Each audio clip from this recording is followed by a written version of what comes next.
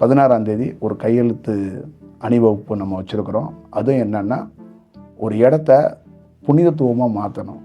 அந்த இடத்த பெரிய ஒரு பள்ளிக்கூடம் லீவ் விட்டுட்டாங்கன்னா குடும்பத்தோடு வந்து நார்த்துலேருந்து தமிழ்நாட்டிலேருந்து எல்லாம் வந்து துவைச்சி அந்த இடத்த வந்து கசக்கி புளிகிற இடம் கிடையாது. ஒரு இடம் ரொம்ப ரொம்ப ரொம்ப உன்னதமான ஒரு இடம்.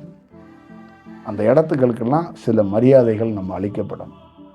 எப்படி நம்ம வீட்டில் வாழ்ந்த பெரியவங்களுக்குன்னு ஒரு மரியாதை அளிக்கப்படுறோமோ, அவங்க ஞாபகார்த்தமாக ஒரு வேலை பண்ணுறோமோ, அந்த மாதிரி ஒரு இடங்களை எப்படி பயன்படுத்துகிறோன்னு பார்த்துக்கணும். உங்கள் பூஜை ரூமில் போய் கறியை வச்சு சமைப்பீங்களா? அதே மாதிரி தான் நீங்கள் உங்கள் பள்ளிக்கூடம் லீவ் விட்டாங்க, உங்கள் காலேஜ் லீவ் விட்டாங்க, நீங்கள் ஃப்ரீயாக இருக்கீங்கிறதுக்காக ஒரு இடத்த வந்து துவைச்சிடுவீங்களா? அந்த இடத்த எப்படி பார்க்கணும்னு இருக்குல்ல. உங்கள் பூஜை அறை எப்படியோ அதே மாதிரி தான் கன்னியாகுமரியில் இருக்கிற பாறை.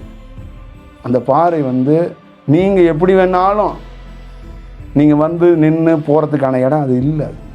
இந்த இடம் உலகத்திலேயே ரொம்ப முக்கியமான பிளேஸ், ரொம்ப முக்கியமான இடம். ஒரு கர்ப்பிணி பெண்ணை எப்படிங்க பார்த்துக்குவோம்? கர்ப்பிணி பெண்ணோட வயிற்றில் போய் ஏதாவது ஒரு சின்ன விஷயம் படாமல் பத்திரமா பார்த்துக்கோங்கள. அந்த மாதிரி தாங்க அந்த இடம். அந்த இடத்த இப்படியெல்லாம் பண்ணக்கூடாதுங்க, பண்ண முடியாது. பண்ணதுக்கான வாய்ப்புகளை உருவாக்கக்கூடாதுங்கிறதுக்காக அந்த இடத்தை பாதுகாக்கப்படணும். அந்த இடத்தை ஒரு நல்ல செயலாக மாற்றணும். நீங்கள் கிளியராக மௌனமாக தன்னை உணர்றதுக்கான ஒரு இடமா மாற்றிக்கங்க.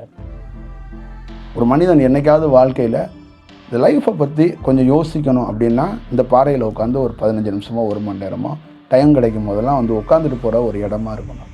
அப்போ அதுக்கு அந்த இடத்துக்கு பேர் என்னென்னா புனிதமான இடம். இந்த உலகத்தில் சுற்றுலாத்தலத்துக்குன்னா ஆயிரக்கணக்கான இடங்கள் இருக்குது. ஆனால் புனித இடத்தையும் சுற்றுலாத்தலமாக அறிவிச்சிடக்கூடாது, ஒரு வேலை பார்த்துடக்கூடாது.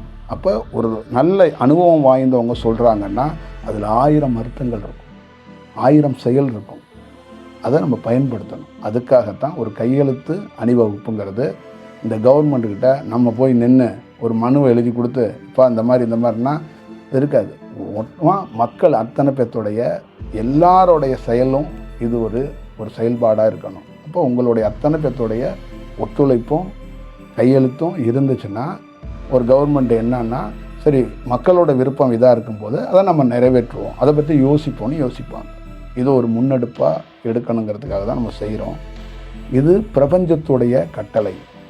இது 100% பிரபஞ்சத்தால் நிறைவேற்றப்படும். இது நடக்கும்.